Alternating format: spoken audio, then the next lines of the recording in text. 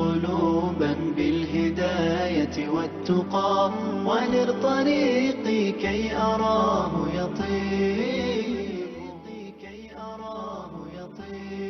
بسم الله الرحمن الرحيم. الحمد لله رب العالمين، والصلاة والسلام على أشرف الأنبياء والمرسلين نبينا محمد وعلى آله وصحبه أجمعين. Chers frères, chères sœurs, assalamu alaikum wa rahmatullahi wa barakatuh. Et bienvenue à tous et à toutes dans la continuité de ce noble hadith sur le sujet du licite qui est évident et l'illicite est évident. Et nous avons pu citer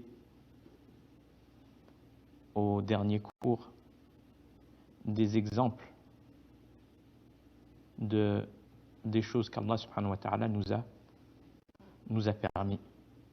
Et elles sont nombreuses, que ce soit au niveau de la nourriture, au niveau des boissons, au niveau des transactions comme le commerce et autres. Ça, c'est le licite évident, clair pour tout le monde. Puis, il y a l'illicite qui est évident et qui est clair aussi pour tout le monde, comme le fait de manger, de consommer des viandes illicites, comme la viande morte, la viande de porc, ou aussi la pratique de l'usure. Et nous avons cité le danger des transactions usuaires qui sont répandues malheureusement à notre époque et sous différentes formes, d'où l'importance aux croyants d'avoir clairvoyance sur ce qu'il fait comme transaction. Et si la personne ne sait pas, eh bien le fait de revenir aux gens de science, c'est le remède. Et Allah subhanahu wa ta'ala, il nous a orientés à cela dans son noble livre. فَقَالَ سُبْحَانَهُ وَتَعَالَى فَاسْأَلُوا أَهْلَ الذِّكْرِ إِن كُنْتُمْ لَا تَعْلَمُونَ. Interrogez donc ceux qui détiennent la connaissance si vous ne savez pas. Soit la personne, elle sait, et donc elle se limite à ce qu'Allah a permis et délaisse les interdits, soit elle ne sait pas.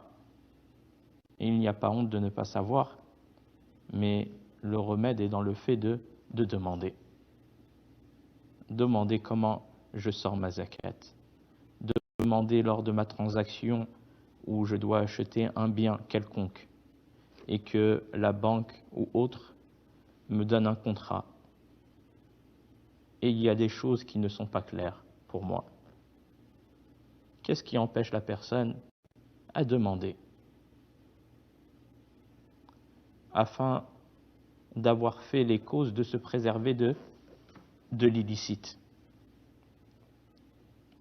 Et la troisième catégorie que le prophète alayhi salatu wassalam a citée dans ce hadith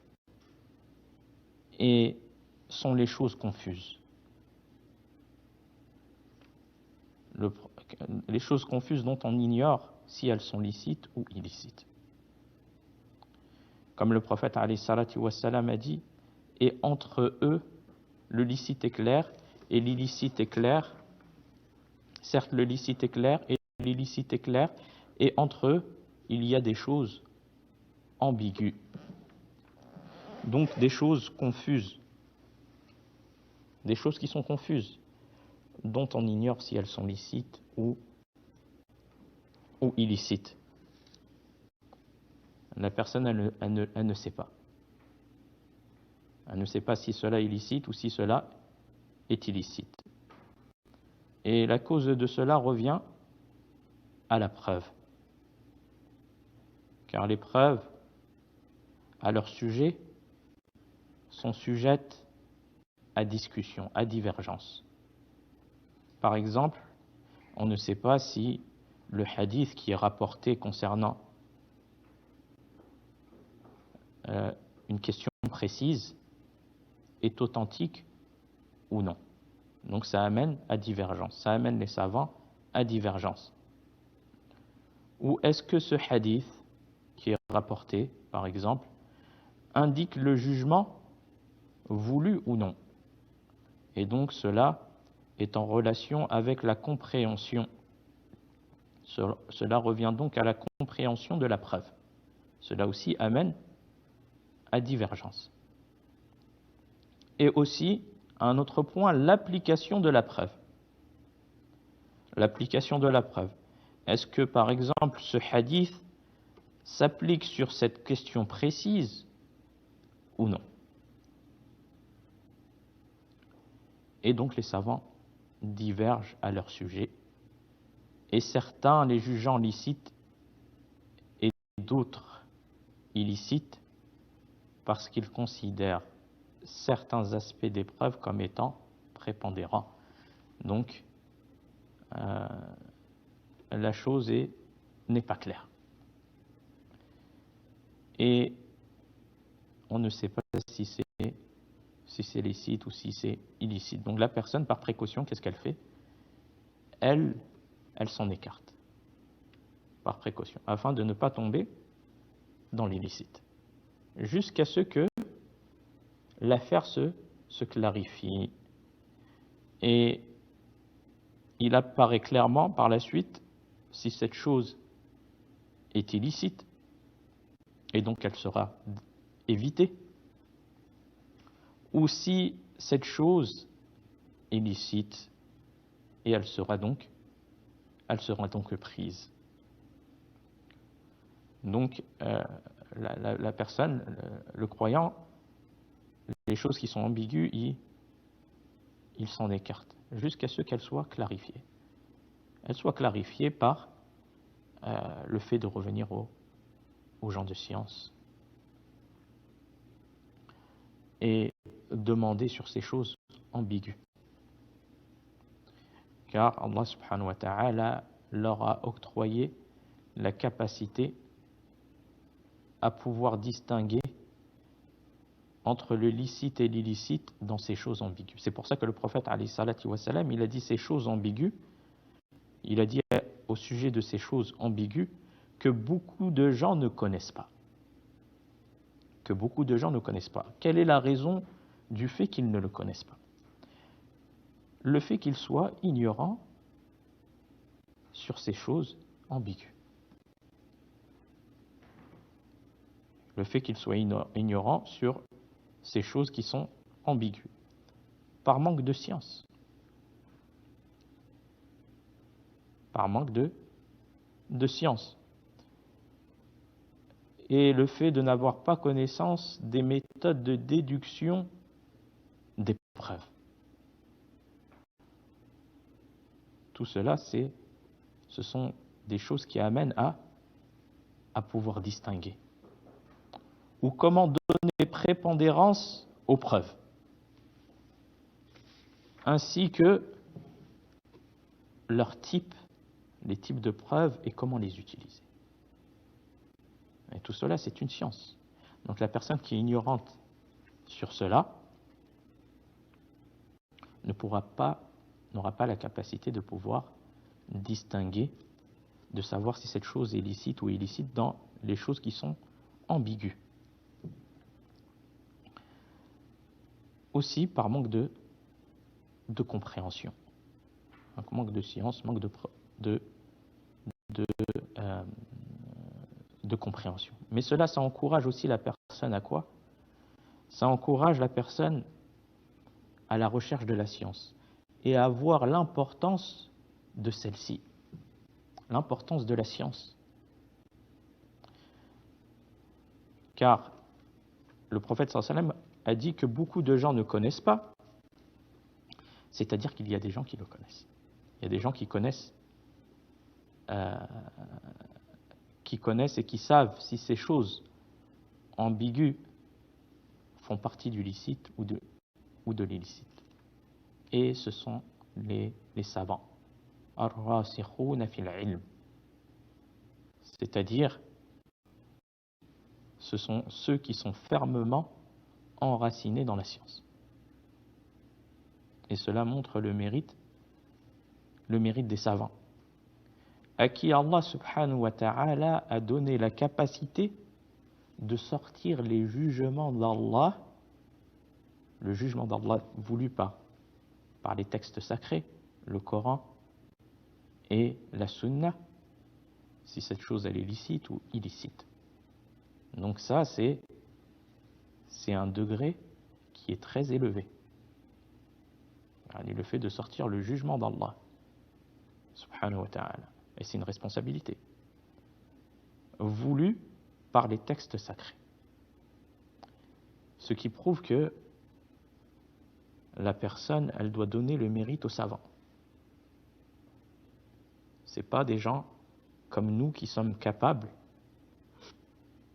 de pouvoir prendre le Coran et la Sunna et de sortir le jugement d'Allah voulu dans ces choses ambiguës, en disant que cette chose-là, elle est licite ou illicite. Non.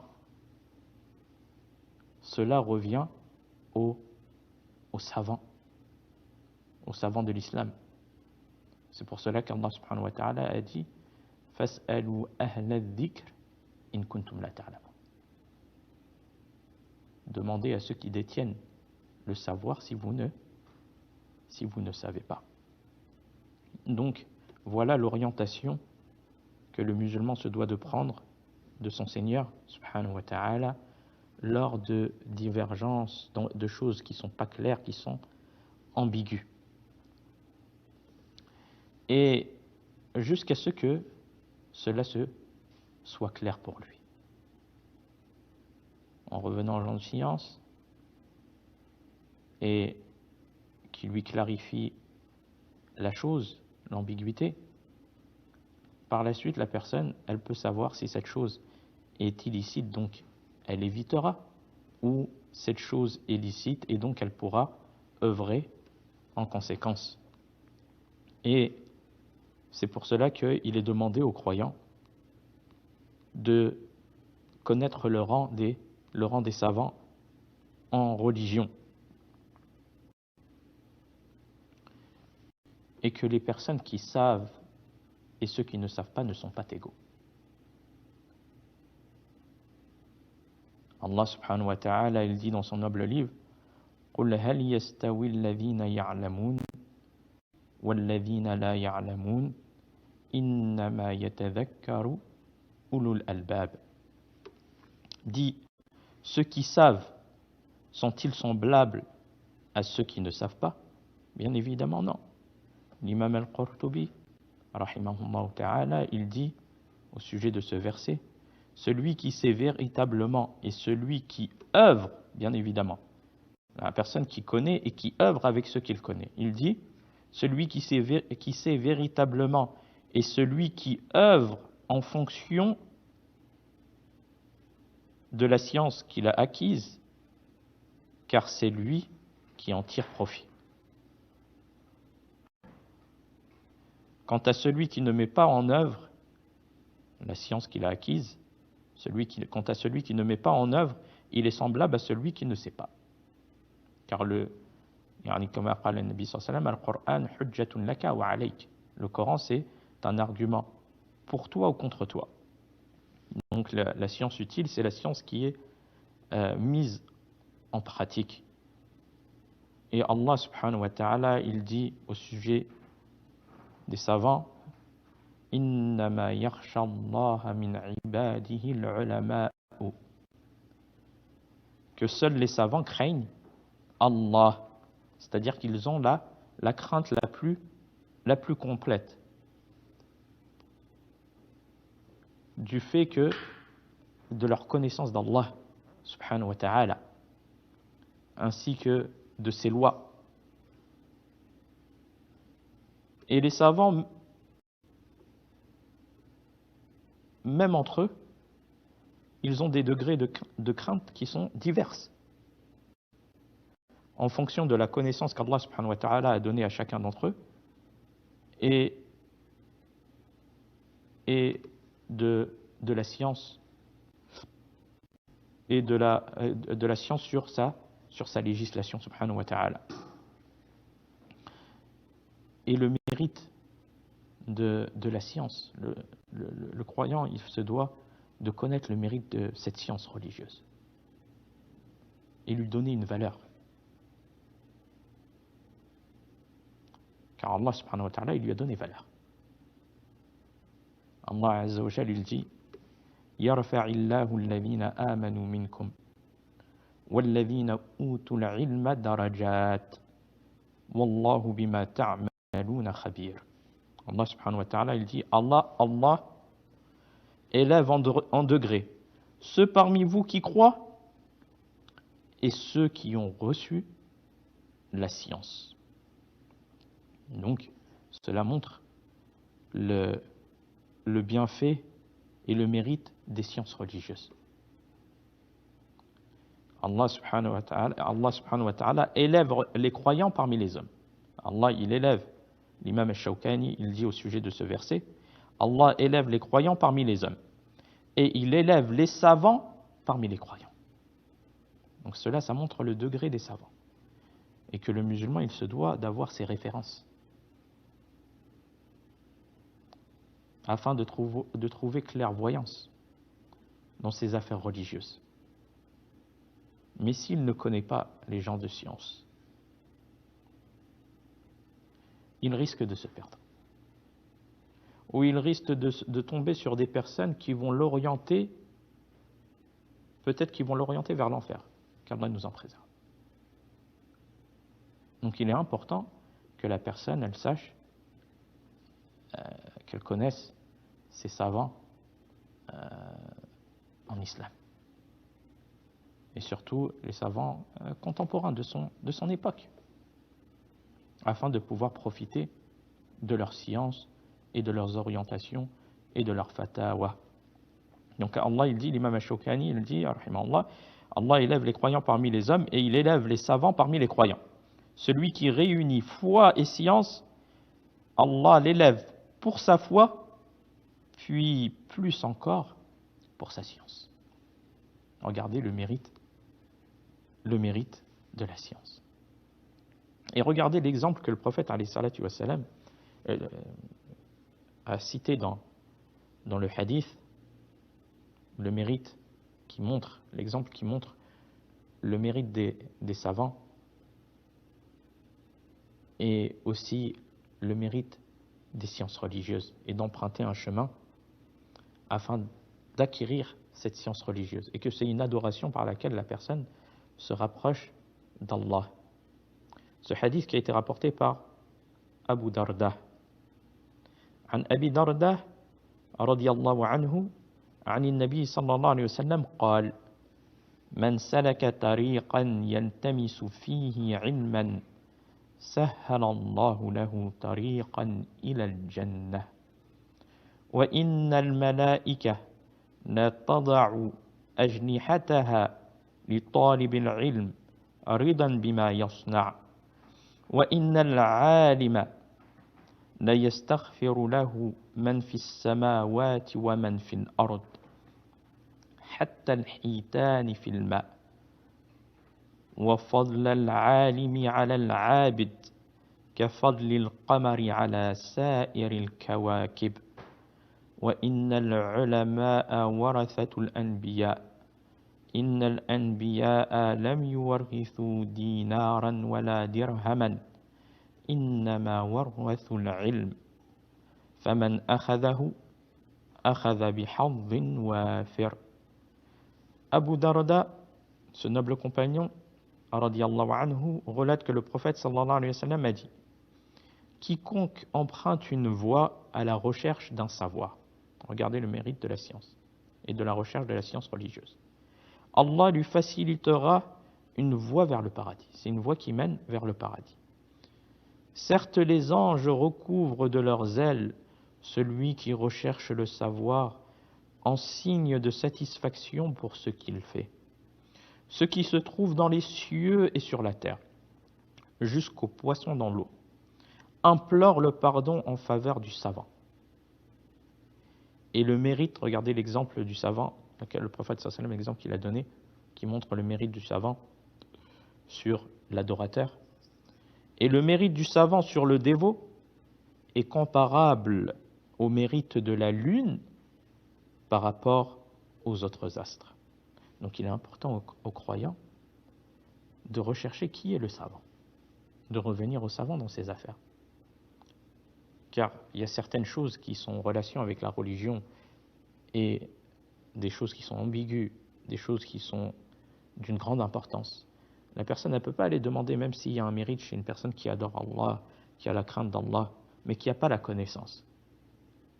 La personne, elle sait chez qui elle va lorsqu'elle a besoin d'en savoir, d'avoir clairvoyance sur une problématique. Il lui est demandé d'aller voir le savant. Et le mérite du savant sur le dévot est comparable au mérite de la lune par rapport aux autres astres. Et les savants, qu'est-ce qu'ils ont hérité, les savants? Le prophète sallallahu alayhi wa sallam a dit, les savants sont les héritiers des prophètes. Subhanallah. Or, les prophètes n'ont laissé en héritage ni dinar et ni dirham. Qu'est-ce qu'ils ont laissé? Ils n'ont légué que le savoir. Quiconque s'empare de cet héritage a certes recueilli une part de bien considérable. Donc on voit par cela, chers frères, chères sœurs, le mérite des sciences religieuses est d'apprendre sa religion et aussi le degré des savants et leur mérite en islam. Et que le croyant, il se doit de leur donner respect, car ce sont les héritiers des prophètes, comme le prophète alayhi salatu wassalam. Et les prophètes, ils n'ont laissé ni dinar et ni dirham. Ce qu'ils ont laissé, c'est la voie claire, as-sunnah, le savoir, qui te permet de connaître ton Créateur, qui permet de connaître comment adorer ton Créateur, qui permet de connaître le licite de l'illicite. Eh bien, c'est pour cela que chaque croyant, il se doit d'avoir connaissance de ces savants, afin de prendre une science sûre, utile, de personnes craignant Allah, qui ont la crainte d'Allah, car Allah il a dit innama yakhsha Allah min ibadihi al-ulama. Seuls les savants craignent Allah, c'est-à-dire qu'ils ont la crainte la plus complète. Donc le fait de prendre à celui qui craint Allah, qui est de confiance dans la transmission du message, et qui a la crainte d'Allah, et le savoir. C'est vers lui que la personne elle doit revenir pour prendre les orientations, pour prendre aussi al-fatawa, les réponses qui ne peuvent pas être données par tout le monde et n'importe qui. Et le fait que chacun doit connaître sa place et rester à sa place. Il n'y a pas de mal à transmettre le bien et faire le bien, mais chacun selon sa capacité. Une chose que la personne elle ne connaît pas, eh bien elle laisse cela aux personnes qui connaissent. Elle laisse cela aux savants de l'islam. Les problématiques, surtout dans les choses qui sont d'actualité, qui demandent science, savoir. C'est pas n'importe qui vient et te donne une réponse comme ça. Donc, la personne elle a peut-être pas la maîtrise des preuves et autres. Donc la personne elle doit craindre Allah dans cela. وفي الختام هذا والله أعلم وصلى الله على نبينا محمد والسلام عليكم ورحمة الله وبركاته. أسعد قلوبا بالهداية والتقى ونر طريقي كي أرى